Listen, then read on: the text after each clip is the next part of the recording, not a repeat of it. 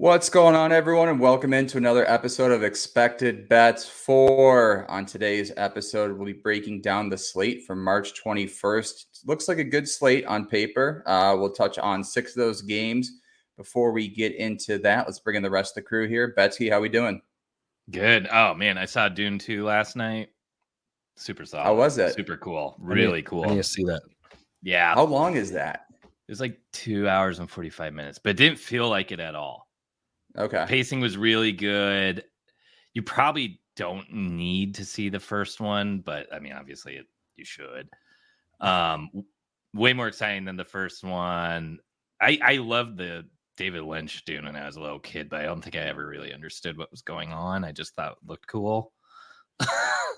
So it's neat seeing it like pieced together well. And because originally, I guess I was reading about last night, he had like a 10-hour version of the film, or there's about like 10 hours or maybe 5 hours. I can see that. Hours. I can see that Yeah. from David Lynch for sure. And they made him cut it, obviously, and then and again, I think it was 5. I think the original Dune movie that never actually got made in the 70s was supposed to be like 10 hours. Like Salvador Dali was asked to be in it. Is there more movies after this, or is that the end? I think there's a third one. Yeah, okay. The way so this one goes, if you've seen the 80s one, this one kind of wraps up almost all of that. So I haven't read the book, so I don't know what happens next, but there's this probably isn't the end. I think it's wrapped up enough that if the studios don't want to do a third, it would be fine. But I think there's so much hype about it, though. I think they're gonna make the third one at this point. So and see it in the theaters. I mean, the sound like makes your seats rattle, and it was really fun. It was a good movie experience. Yeah. Franco, how we doing out there in Philly? You guys are holding on for the third spot in the Metro. Looks like you I think this is our first time that one of our teams is going to be in the playoffs in the two seasons we've been doing this. So you won the prize there. I know, who would have thought at this point, right? I'm still, I don't know, man. I'm still worried that they just don't look good. I know they won last night against Toronto, but they almost blew that game too. Yeah. So I think there's a lot of issues there. We already talked about Ersan not being ready for that full-time role, and I think that more games he starts, the worse off it's going to look. And I think he's probably a good decent goalie, but that doesnn't help. And they benched Couturier the other day, and he came out and made some comments. Yeah. Why? That's not a great start heading into the postseason. They're benching your captain. Yeah, I mean, like I get it, right? Torts is trying to do his thing, right? That's kind of what he does to try to motivate people. And I don't know how much Couturier has in the tank in general, right? And he had 2 seasons off, and then they ran him hard to start the season. He was getting top line minutes, and I don't know if even when he was good, if he was ever really like a true 1C, I feel like he's more of a 2C in general. And you're talking about a guy now coming off of 2 years out of the league, essentially with back problems and stuff. And now you're just going to run him hard. And what do you expect him to be at with his level of juice at this point in the season? So I don't know. They're kind of playing him out of necessity in that role. And I don't know that he can sustain it either. So him and Ersan are kind of in the same boat, where it's like, you don't know if they can even last for the rest of the season. They're running on fumes, it feels like. So I don't know. It's kind of a weird situation. Yeah. Sandstrom started to pick up a few more games as well, kind of heading into the postseason as well. So you see him a little bit. But with that being said, let's hop into the games for March 21st here. The first game up, we have the New York Rangers traveling to Boston to take on the Bruins here. The Bruins lead the Atlantic here with 97 points. Florida's right behind them. Florida's got 2 games in hand with 94 points. So should be an exciting battle coming down the stretch here. New York leads the Metro Division with 94 points. Carolina right behind them with 92 here. New York's defeated Boston in both their previous matchups this season here. Boston 7-2-1 in their last 10. Swayman expected to get the nod for the Bruins, 5 and 4 goals against in his last 2 games. So it'll be interesting to see how he responds to that here. Shesterkin expected to get the nod for the Rangers, 3, 2, and 5 goals against in his last 3 games here. So I'll start with you here, Betzky, in this one. Any looks in New York, Boston? I mean, you're painting a really great picture for the over, right? I know, right? But the over's only at 5.5, which makes you pause. Why is it so low? I mean, the books tend to not adjust quickly on teams like Carolina and Boston. So early in the season, like near the beginning, Carolina was one of the worst teams defensively. Yep. And we're allowing like some of the top amount of shots, and like the books just weren't adjusting at all. Like you would still get guys who were normally at 3.5 lines back down to 2.5 and whatnot. And then after kind of like a long road trip, they started figuring things out again. I would be more concerned with Shesterkin than Swayman. Boston has that second option in Allmark. Yeah, but I feel like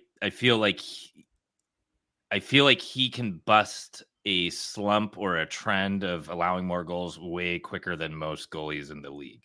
I feel like he's one of the more unpredictable elite goalies where any given day he may be leaky and any given day he may just be able to stonewall you. So, but it is Mika March, right? So by those trends, this is what everyone's been talking about. Yeah, so get your bracket out. Yeah, get your Mika bracket out, and so I mean, if he only has 1 goal so far this March, and I don't have him circled as any player props in this one. He averages. He's got 2 goals his last 3 games. Oh, he does. Okay, so he averages about 6 to 7 goals in the month. And I'm assuming they probably play about 10 to 12 games, right? So if you go by that trend, then technically we should get a nice goal there from the top line. And then what? Does this become a race or does this slow down? Either way, I like Mika tomorrow. I mean, point would be a parlay piece. You could probably try to juice up a goal. I'd like to see if he has some history against Boston before I do a goal. But the other guy on New York that I've really feel like just kind of snap back into it may be Lafreniere. So went cold after this crazy run on his shots, but this happens all the time with players who kind of find their game versus players who kind of have these weird like wagon, like 2 weeks of being a wagon. I feel like Laff has found his game. He's a former first overall pick in 2020, highly touted prospect coming in. That draft was like super hyped. I think COVID kind of slowed things down for them a little bit. But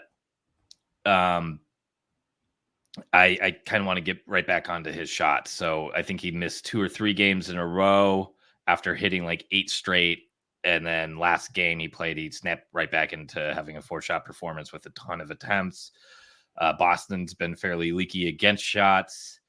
I question their depth still. So I think there's a lot of ways that New York can mismatch here. Another one that I would dabble in, and especially for the price you can get if it's available, is Capo Caco point. Because again, if you're going to ride Mika March, you might as well get the line mate that it's going to be probably around plus money to maybe at worst minus 120 for his point prop. Yeah. And that's kind of like a general statement for potentially these next couple of weeks too. I guess we're almost done with March. It's March 20th. Holy shit. Yeah. You always think March Madness starts like right at the beginning of March, and it's pretty much like the last week. Yeah. But yeah, Kako's been looking a lot better as of late too. So I don't know. I think that's where you're going to find a little bit of value on like kind of straight plays here. Pastrnak coming off a hat trick, obviously. I'd like to look at his history versus the Rangers. I'm sure that will be kind of telling because they see each other a lot and have both been competitive for a while. And his attempts have been great for a long time, for like the past 10 games, really. He just can't seem to hit the net, and then really went off against Ottawa, who is a target he loves. But I'll kind of take a look at the history there, because New York was allowing like the most shots against in the league for a minute there. But I do think there was like a game or two that really swayed that, because they really kind of went back down to the bottom third. But that's kind of chalky, but some little gems in there with Kakko, I guess, and Lav. Yeah, no, I like that as well. Franco, any looks for you here in this one? Yeah, I want to say I think that the value might be on Roslovic actually for the Rangers there, because Kakko has been on the top line, but I think he's been kind of bounced around a little bit. You're right. I'm sorry. I forgot that Roslovic kind of took over after the deadline. Yeah, so I think that might be the piece you want to look at though, with that in mind, kind of like what you said, because I had him circled for a point, because I mean I think he has a point in like 2 of his last 3, I believe, and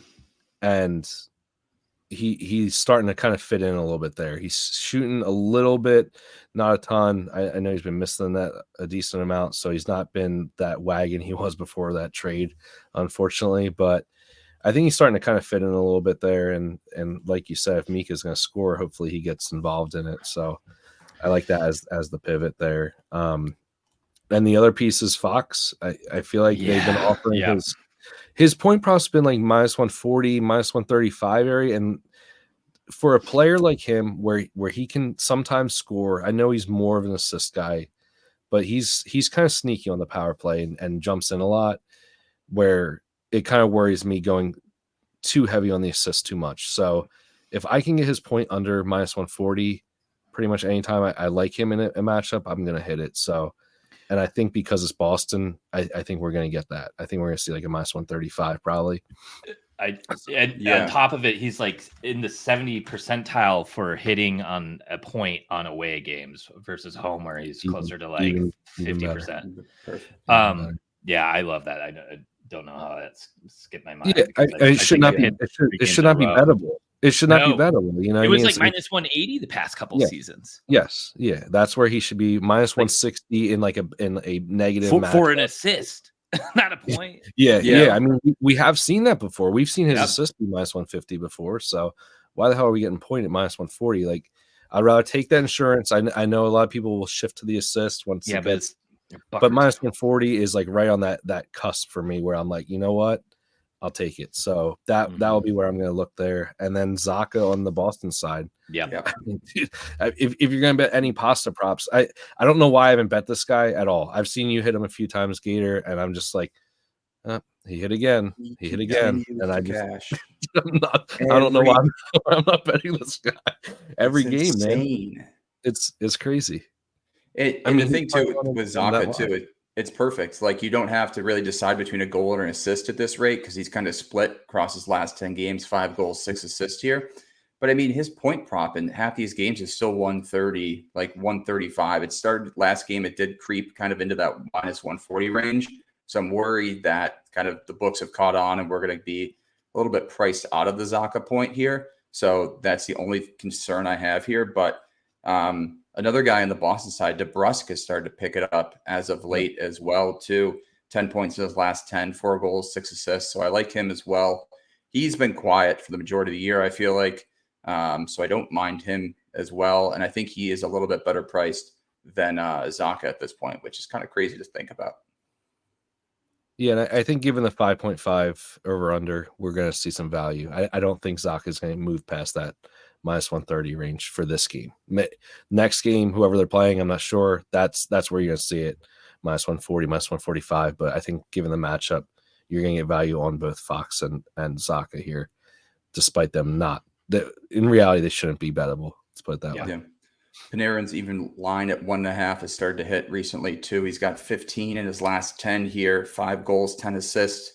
And then going off that, another guy is going to be set at 1.5. Pasternak has 14 points in his last 10, 6 goals, 8 assists as well. So the Stars are starting to show up, getting ready for the postseason here. So that's pretty much all I have. That 5.5, I could see it shifting. I think it's around -120 now, so it could be 6 before puck drop, but it's certainly tempting, kind of given the recent form of both these teams, to not hammer the over here at that 5.5 mark. So, any other closing thoughts here on New York, Boston? Oh, this should be a really good game, though. The more we're talking about it, It'll be a good game for sure. And yeah, for that, just one more comment on that Kakko Rosalik. I would just check lines tomorrow, and whichever one of those guys is on the top line, if they keep on shifting. I know Rosalik's been great lately, so yeah, Kreider even up there on that top line too, averaging a point per game in his last 10 too, but that's power play. You got to consider that too. So. All right, next game up here, we got the Islanders traveling to the Red Wings here. The Islanders are even money in this one. Detroit -120, over under set at 6.5, juice to the under at -115. Detroit's currently holding on to that second wild card position here with 76 points. However, they face the Islanders, who have 73 points right behind them, so this should be a good matchup. Contrary to kind of, I guess, popular belief, you'd consider both teams trying to play hard for this second wild card spot. That is not the case. Both these teams have been an absolute fucking dumpster fire as of late. The Islanders enter on a 5-game losing streak here. They've been outscored 20-6 during that stretch, which is insane for a team that's trying to make the postseason. Sorokin expected to get the start here. 3 goals against in his last 3. Detroit, another team who's kind of on the downswing of things, 2-8 in their last 10. However, they have won 2 of their last 3. Reimer expected in Detroit's 3-headed dragon. We talked about it before the show here. It's not so much a dragon, but a trio of sick puppies that they're just going to trot out for the Red Wings tonight here. So we'll see who gets to start there. There is some value in player props here, but I don't mind the Islanders in this one at all at even money here. 5-game losing streak here. They snapped Detroit's 6-game winning streak last time they played. So we'll see what happens here. The series is 1-1, but I'll start with you here, Franco, in this one. Any looks for you? Yeah, it feels like an over on the surface, at least, right? I know it's 6.5. Yeah.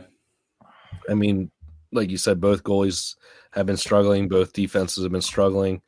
I don't know. The offenses, at least for the Islanders, has not been that good. I know typically we bash the Islanders offense in general, right? But even for their standards, put up 3 against. They almost lost to Columbus the other night. Yeah, it's not like that inspiring, No. Coming into this game, it should be an ideal game for them to get right, I guess you would say. And history looks decent. I mean, Brock Nelson looks fantastic. 9 points in 7 games against them. 6 of those are goals. Wow. So Nelson's also got 13 points in his last 10. Yeah. So if I can get his point, that'd be nice. I don't think we're going to, given this is 6.5. It's probably going to be like that -160 range or something stupid, which sucks because like it's not like that team's been tearing it up, like I said, but I don't know. It's one of those things where maybe you just shift to his goal prop and bite the bullet there. Maybe that's what I'll go with. Barzal as well has 6 assists in 6 games versus them, so that looks pretty decent as well. I mean, in reality, a bunch of guys pop. Even Dobson 6 points or 6 assists in 7 games. So it's one of those things where, like, do you believe the Islanders are going to get right in this game, or do you believe that they're going to continue to just play like shit? I feel like it's the former here, because they got to start winning games, and I think they're in a better, or they have a better core and team that's done this before, I guess you would say, than Detroit does. Obviously, Detroit's floundering, and they had the fight at practice the other day, and everybody thought that they're gonna come out and have a great game after that, and they still play like shit. So, like 4-1 loss to the Goats after that fight. So it's like, seriously, man. Like I tend to think that the Islanders are going to perform better than Detroit in these next couple of weeks. We'll see if that's what really happens. I think, like I said, they have that veteran core. They've been a fringe playoff team for the last however many years at this point. It seems like forever. They just continue to get there or be right on the edge there. So Detroit's not. So, but that's where I probably lean as far as that side. And the only real one, with that being said, I don't really want to go too crazy on the Detroit side. It's either going to be Raymond, who's just been red hot, 5 goals in his last 3. Not the best history against them, but I mean, that's one of those things where I feel like you got to weigh that recent form versus previous history. And like we're saying, the Islanders defense hasn't been good either. So, and the other one that pops, which, I love backing this guy, is Daniel Sprong. 5 goals, 3 assists in 9 games versus them. So wow.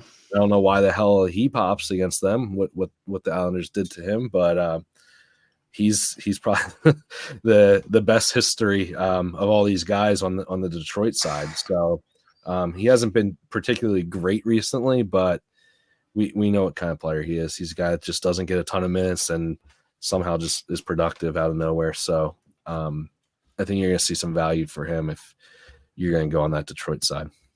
Yeah, that was like Raymond the other night too. He had in each of his last 8 games versus Columbus, and you're like, where is this history coming from here? And yet he continued to put up a 2-point night. On the Detroit side as well, Ghost assist has continued to cash. Yeah. He's been great for that Detroit side. He's got 7 assists in his last 10 games. I'm not sure of his history versus the Islanders, but that would be another kind of lean that I have. And then Palmieri as well on the New York side for a goal scorer maybe. But Betzky, any looks for you here? I mean, I think you guys covered everything that needs to be said about this game, to be honest. I had circled Raymond though. I just took a look. He was playing with Veleno on the second line, and who else was on his wing? Was it Rasmussen or Perron? Because now they bumped him to the first line with Comfer and Perron. So yeah, that's the last game was him with Comfer and Perron. Okay, cool. Then that kind of takes my concerns away, because I was going to say if he's on a brand new line and getting bigger minutes and whatnot and being the focal point for the other team to be able to shut down, maybe I'd be a little bit more hesitant on him. But he was one of those guys in said fight, and that seemed to really have sparked him.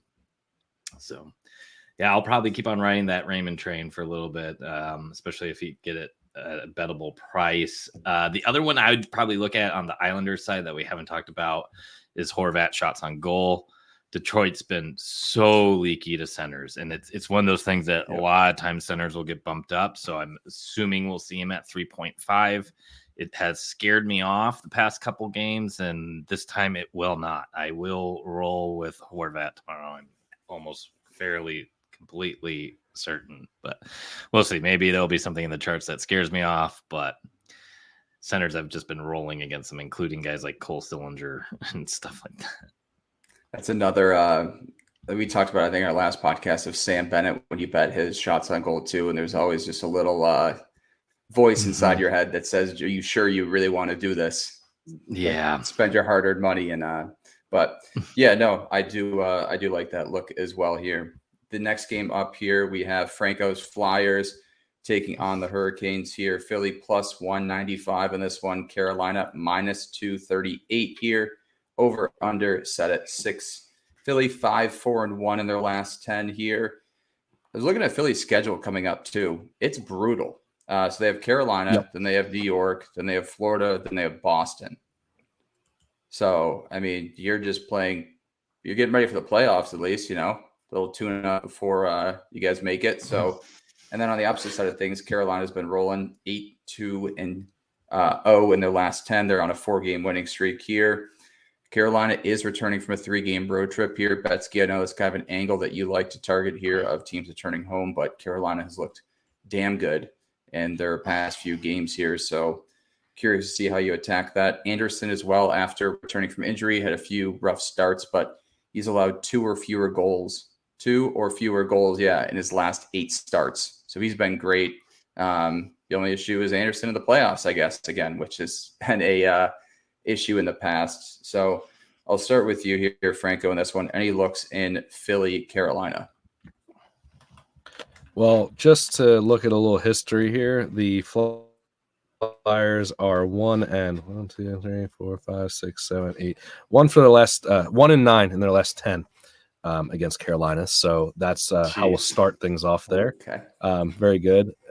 Giving up a ton of goals in those games as well. A lot of 4s or more. So I feel like, and I know it's obviously a different team that's been the last few years, so don't want to go too crazy on that, but 2 guys kill the Flyers in this matchup. Really, I mean, a few guys do, but Aho does always. I feel like he's just always productive against the Flyers. Shots on goal, points, goals, pretty much everything you can bet. I know you're not going to get any kind of value on him, unfortunately, usually. So might have to go goal or shots or parlay him with one of his line mates. And I guess at this point, that's going to be Gensel, really. I know Jarvis has been red hot too, so maybe you just go to his point. His point's been bettable, but I don't mind doing like an Aho Gensel point if I can do that. That should be a bettable parlay, I would assume, on some books. I know it's not available everywhere, but Gensel kills the Flyers too for all of his time with the Penguins. He has plenty of history against them. 14 points in 13 games. Aho has 10 points in his last 11 against them. So, I mean, even Kuznetsov pops 8 assists in 10 games.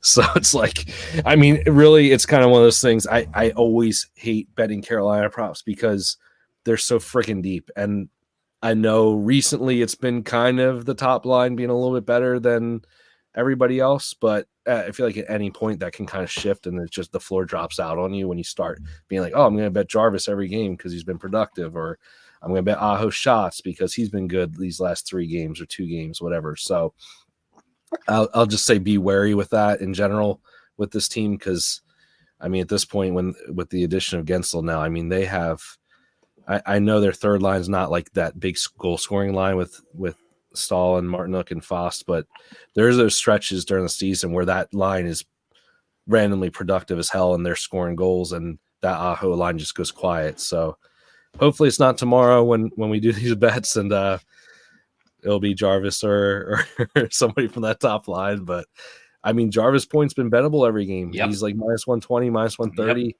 On the top goal line. scorer. Just and he's been scoring too. So. He's 7 goals in his last 10. Oh, wow. Crazy. Yeah, he's been scoring like crazy. Yeah, Aho and Gensel have just been feeding him. Aho's got 9 assists in his last 10. Gensel's got 9 assists in his last 10 as well here. Yeah. You even look at and Jarvis. I love seeing Shevnikov and Natchez together again too. Yeah. I mean, this team is out. This team is so good, matchup. man.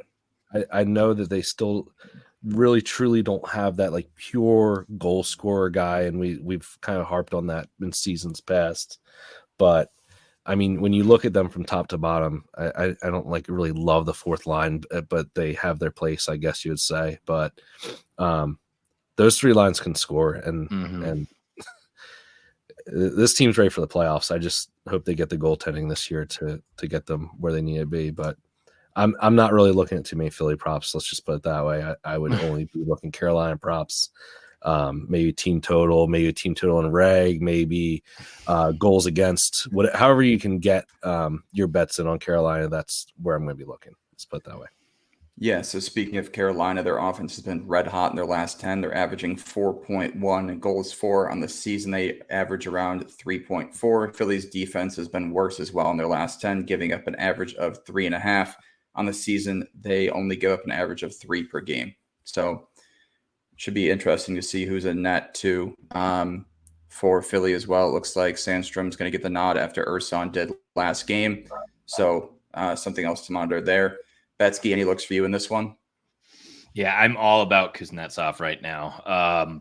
He has a point in, I think, every single game since he's been picked up by Carolina. Maybe he's only missed on 1. I'm sorry, he missed on his first 2 and then has 3 assists and a goal since.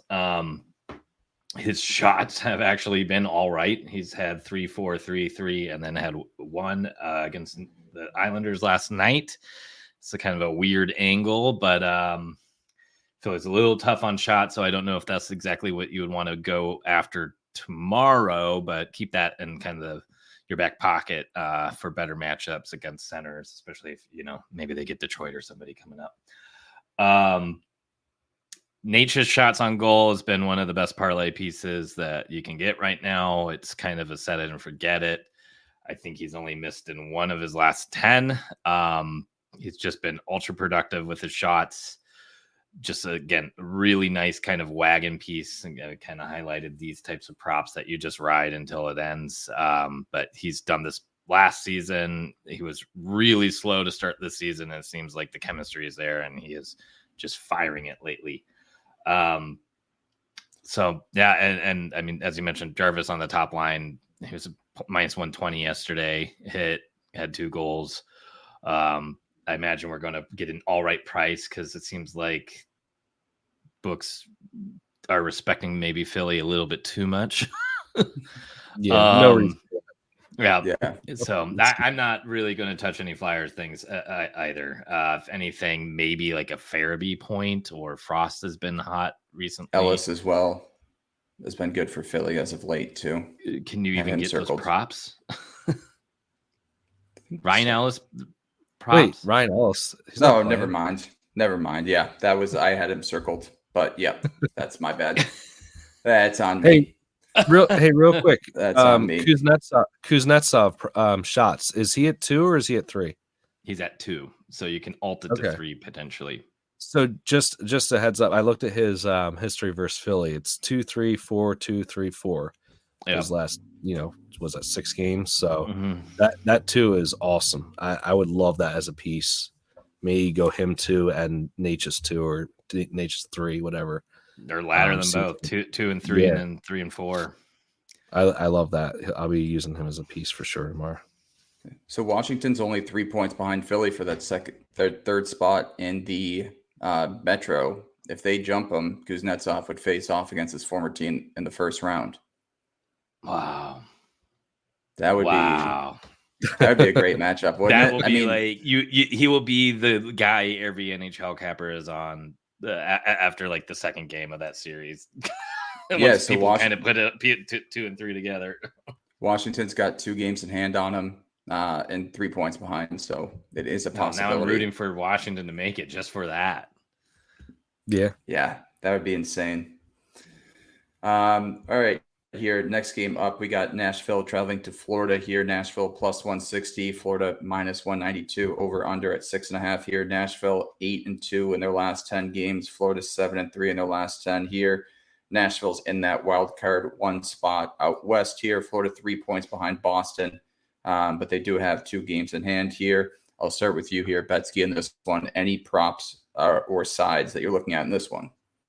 So Florida's been a little weird lately. It seemed like we were about to get the whole Voltron Panthers prop play where you could take it, just every single one of them at their normal line and hit. But it's didn't quite assemble, and it's been a little bit more scattered lately. But the first guy that is really coming to my mind, and I'm curious about the price again, is Reinhart, because he's been heating up a little bit again. He's been very streaky kind of all season. And once he's hot, again, I said it like so many times on this podcast, but the wagon play of just ride it. So that's kind of my first gut feeling here. I kind of want to just slam the over here too for some reason, and that's another just total gut play here. And I talked about this last week when it was Dallas against Florida, or maybe it was 2 weeks ago, of when kind of the top teams, and I can't believe Nashville's kind of playing like one right now, face off against each other. They generally get to score on each other. I mean, it's not like every game in the playoffs is an under because they're all the best defensive teams playing against each other. No, like they break through and they can manage to put up points. And I think what is the over right now? Is it 5? 6.5. It is 6.5. It's juiced to the over too. It's minus 120. So you could be onto something there. Yeah. I just feel like this is one of those types of games where if Nashville gets the lead early, like we saw the other night, who did the Panthers play that they came back and won? Was it Vegas? Yeah, I believe it was Vegas, right? That the Panthers can come back and win. Like we've seen this time and time again, especially at home. And I think that's probably your best bet of having a outlandish game is Nashville going up early. I think it was against the Stars, actually. Florida won 4-3. So I think Stars went up 3-0, if I remember correctly, and then Florida won. Another guy that's been really great at home, and I'm trying to find shots against by position real quick, is Montour. He's been better streaky. as of late. He's been better as of late. His attempts have been better as of late, and I think Forsling kind of producing and being back has helped a lot. Nashville is not a great target against defensemen, though. So look at wingers.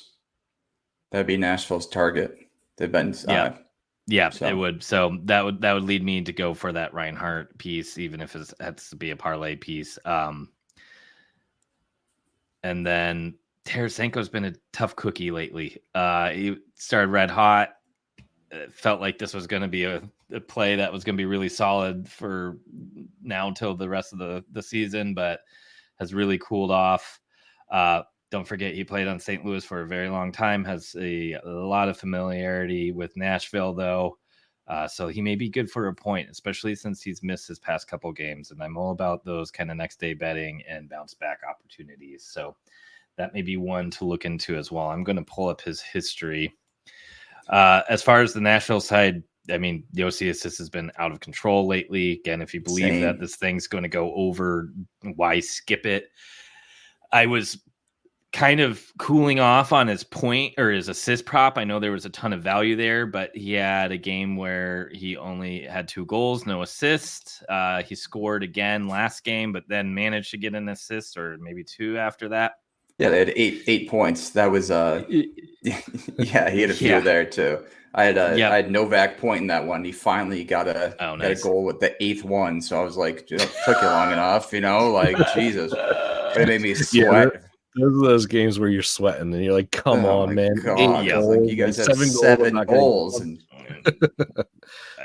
crazy. I mean, with Heacher last night, even though it was only 5 goals, but still. But yeah, I'm ready to completely load up the Yossi assist tomorrow, though. Florida is taking a ton of penalties again.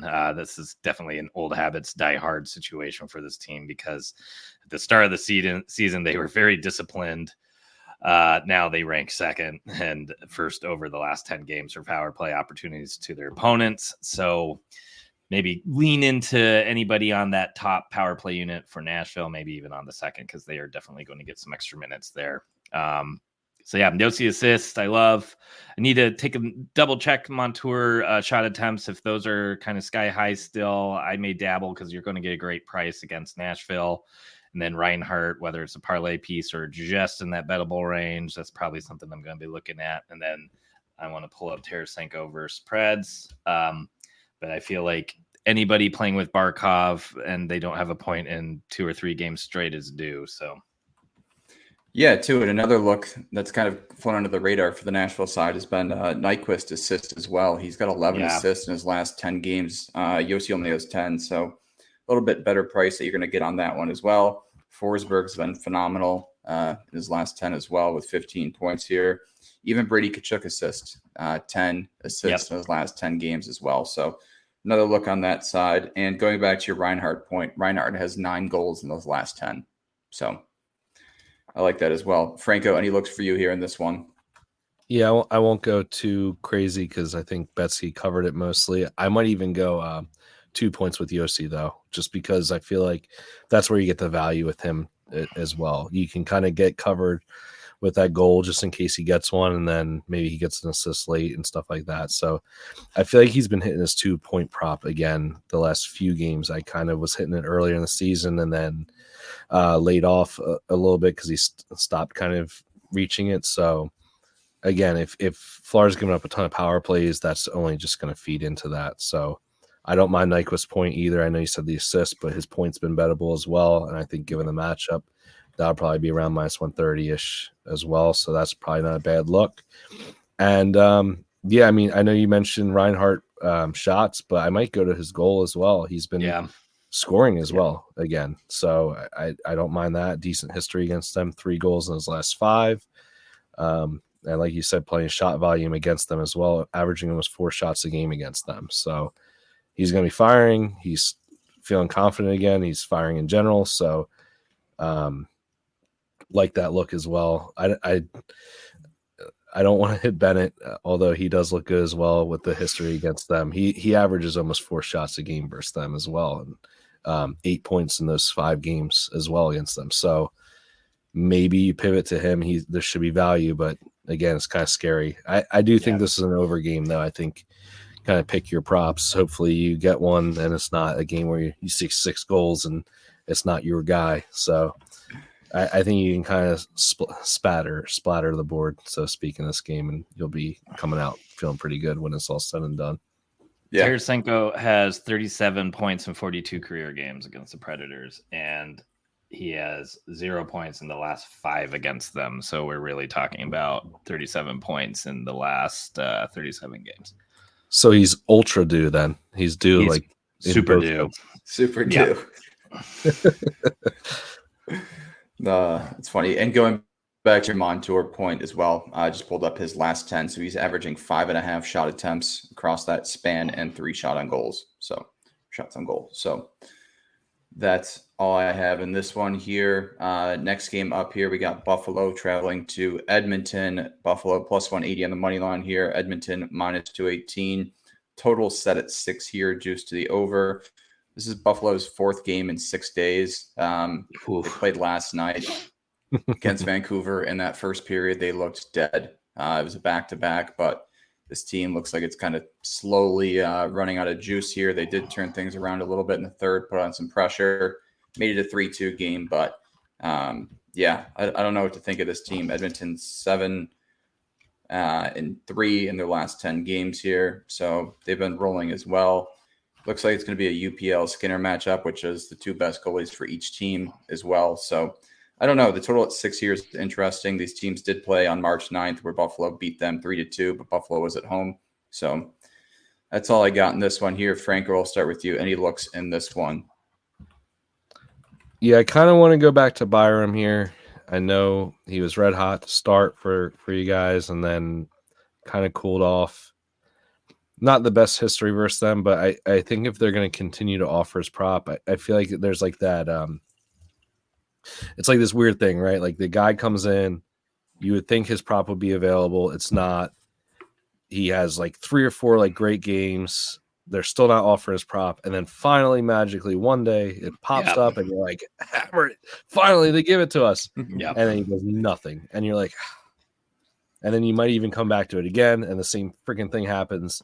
And then finally, when they beat you to death, that with it just not hitting, and you're like, I'll never bet this guy again. That's when he starts hitting. So I only bet him once, and I'm not sure. Did he record a point in the last game? I don't know, but it might be time to at least start considering it again. Is what I'm getting at. I think you're going to get good value on it. He's getting good playing time on Buffalo. They're gonna let him play, him and Dolly just eat minutes for this team. It's that's what I'm it's an insane amount. Yeah, just the minutes amount, and he's getting the opportunity. Right, we know he's a talented player. He just never was given that opportunity in Colorado. They're just so freaking deep on their blue line that he just never was able to fit in there. So if it's not this game, I'm just saying keep him on your radar and don't get too discouraged because it just always happens like that where they finally offer a player like that and just for whatever reason they just fall off a cliff. So I'm basically that's it for you can point out a couple other guys. I'm sure you guys will touch on them for the Buffalo side, but I really, like you said, all these games in the last few days for Buffalo, this is not a good spot against this team that you want to be coming in. And McDavid's been red hot. He came off that game with no points and did his thing as he always does. And I think you go right back to his 2 points, maybe go back to his 2 assists prop if that's in the minus 150 range, which I feel like it's going to get there pretty soon at this point. So I mean, it's crazy that we're talking that, right? I know. And why was it bettable for so long? It was in that like minus 105, like plus 100 in some games for his 2 points.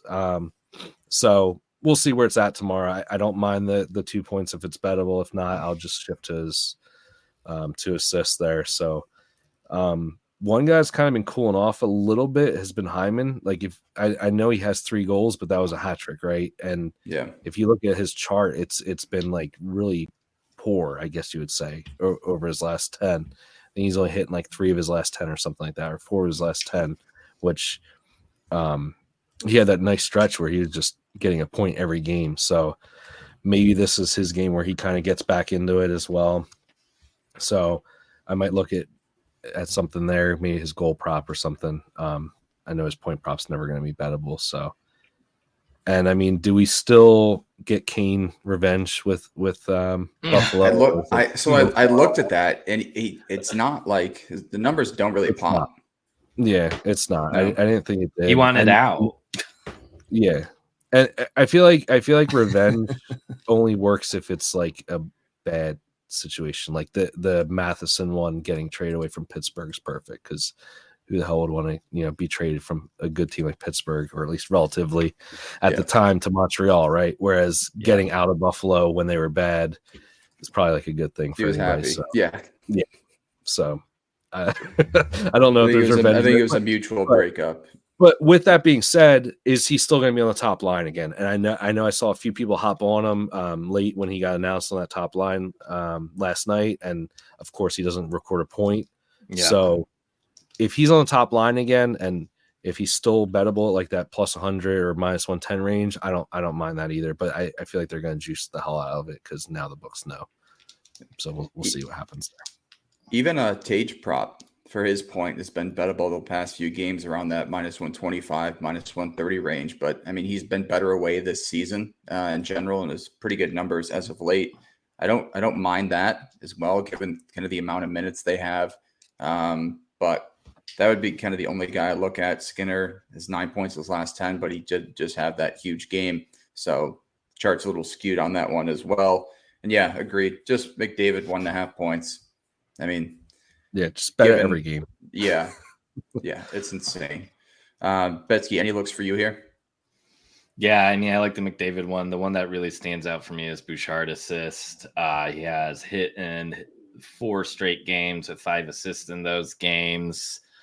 Very, very streaky guy. I think he's gone on like big blocks, especially at home, with assists and points.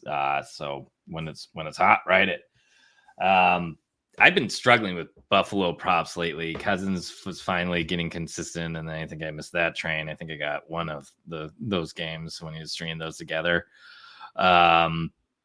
And both Edmonton and Buffalo have been tough on shots, but the one spot that Edmonton's been really leaky at, and actually are at the kind of near the top of the league at, is against left wingers. So I would kind of look up and down the lineup. I mean, is Skinner back on the top line for Buffalo? No, he's on that second. I mean, the thing with Buffalo too is the lines shift so often. Yeah. Like it seems like it's 1 or 2 games where it's shift now. I mean, it's Gergensen on the top line. Exactly. You're like, yeah. I mean, former first rounder. Yeah, like out. Yeah, exactly.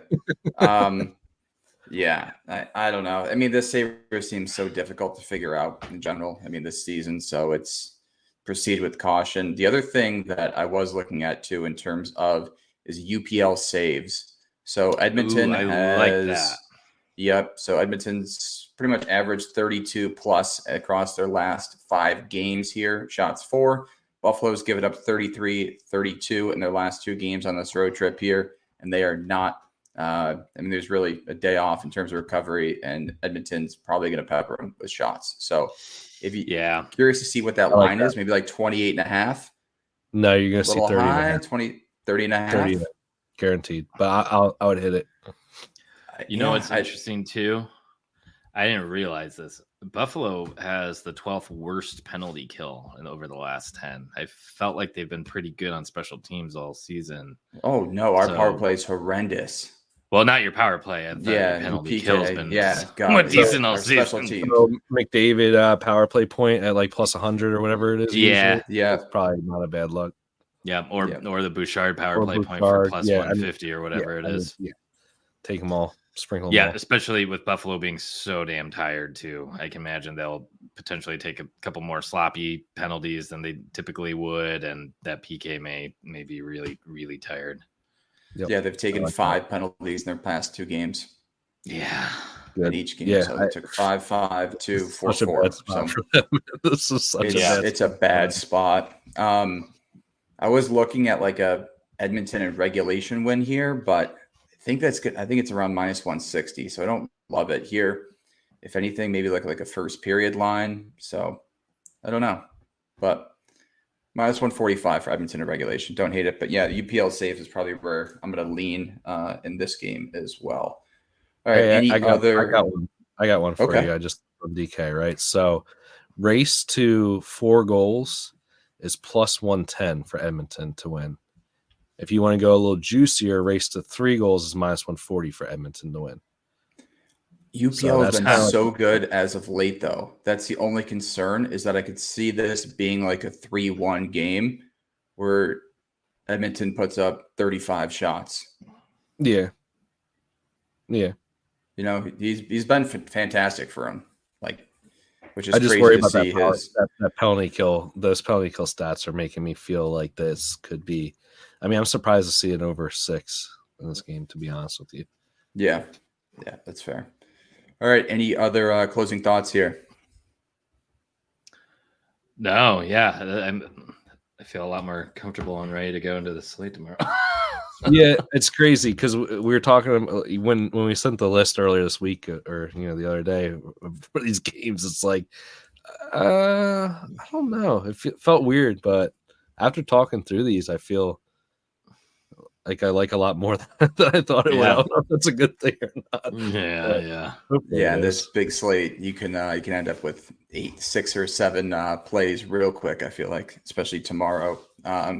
March Madness, you get the gambling going early, and then you just ride that in the night NHL slate. So could be a fun one tomorrow. All right, you guys want to shout out your socials? Sure. I'm Gretzky Betzky's on Twitter and part of the Parlay Science Discord. And I'm Franco the Banker on Twitter at Franco the Banker.